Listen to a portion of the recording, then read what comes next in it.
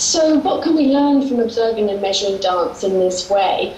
Well, we spoke at the beginning about how we'd like to better prepare dancers for what's been asked of them. So by collecting this data, we've been changing, modifying the training that we offer at Trinity Laban. But also choreographers can utilise and apply this information to better prepare their dancers. So Sarah's been working with some choreographers in the UK, giving them this kind of information allows them to then schedule the rehearsals in the training in a particular way to prepare dancers accordingly. So if there's something in the piece, for example, that's particularly demanding, you'll note in Naomi's piece that there was that moment where there was a lot of upper body work on the floor, quite sort of relentlessly, going from one arm to the other. So she can advise then that the dancers do maybe a progressive upper body training program before attempting to do that in the actual piece, but to actually do something progressive and gradual prior to that working on that choreography. If there are lots of lifts involved, it might be that we do some particular training to prepare them for those lifts, for example. And also, if there is a piece that's really high in intensity, it might be that rest and recovery is a very important area to consider within the weekly programme to make sure that rest and recovery happens at particular times. So it's about, as I mentioned, being a bit more systematic, applying concepts like periodisation to dance training as well. And of course, choreographers, we often advise them to do screening with their dancers to see what they're like when they come in to a rehearsal on day one, and screening at different times within the course of the rehearsals to see how they're changing and progressing. So here are some of the recommendations that we've put together, and of course a lot of these recommendations can be found in various published fact sheets, the IADANS. If you go to the IADANS website, there are some free resources for teachers and choreographers to print off, which give this kind of information, these sorts of recommendations. Firstly, to implement physiological supplementary training as part of the rehearsal schedule with considerations for the specificity of the choreography and the individuality of the dancers. Obviously, dancers need different things. They're coming in with different skills and capacities, so it's about really recognising what those dancers need for that particular piece.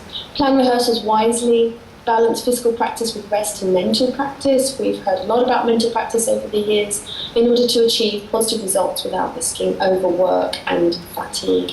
So I know that there is the view that if there's a very demanding, high-intensity piece, then just keep doing the piece to get the dancers fit. Yes, that is one way of doing things, but you might also incorporate rest and recovery in order to risk overwork and fatigue.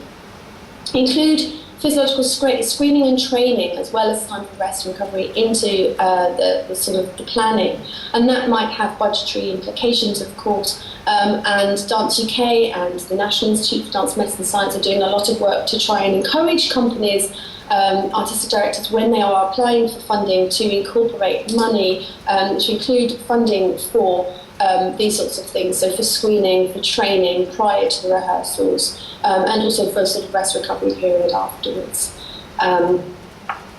Quite idealistic in a way, but hopefully one day we'll get there, and that dancers will be paid for some holiday time and rest recovery time after they've finished performing. Learn from experience and what has already been published. So as we mentioned, there are lots of fact sheets and resource papers available online. Apply recommendations to practice or get others involved as consultants that can work with you to do this. So many of our dance science graduates are now working in this way, often on a part-time basis, but they're working with dance companies and choreographers and just sharing what they've been working on in order to hopefully enhance practice. Anything else? And I suppose another recommendation is to finish the piece ahead of time, and that never happens, particularly in contemporary dance where funding is short. So choreographers are tending to finish the piece right up to the performance time, and it would be great to get the piece finished ahead of time. I mean, it's the same here. If choreographers have 5 weeks to make a piece, they'll take the 5 weeks. They won't take 3 weeks or 4 weeks, and then have a week break, and really becoming efficient and fit at doing that work. Yeah, we've done some other sort of small pieces of research where we've looked at the the way that dancers adapt to performing a piece over the course of a tour or over a run of a piece. And they do seem to get more efficient at doing it the more they do it, which makes sense. But that again comes back to the recommendation that if you finish the piece ahead of time, then hopefully the dancers will be at that state by the beginning of the run, rather than sort of playing catch up and getting to a place where they're comfortable with the choreography and its physical demand halfway through, if not later, through the run. Yes, it's interesting. One study we did actually with dancers were fitter, I suppose, as to be expected in some ways, halfway through the performance season as opposed to at the premiere night. So they really weren't at their best at the premiere night. So buy your theatre tickets halfway through, not for the premiere. And I suppose in a way some dance companies kind of sense that, because the fans' world's moment is halfway through, which is when they're skilled at doing it anyway.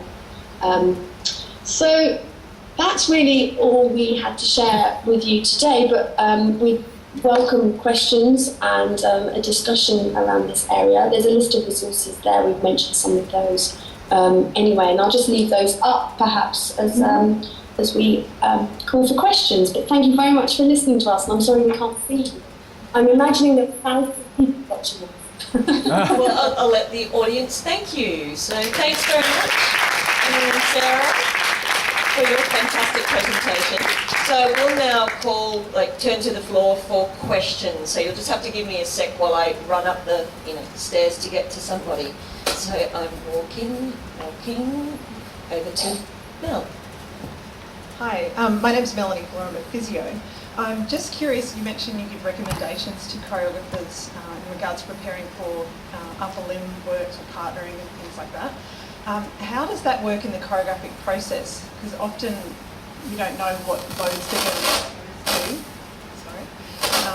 until the piece is finished. Yeah, you're absolutely right. This is an ideal situation, isn't it, that choreographers know exactly what they're wanting to do and can get the training there. Can you hear me? Is that okay? Yes, we can hear you. Yeah, okay. Yes, ideally the choreographer knows exactly what they want to be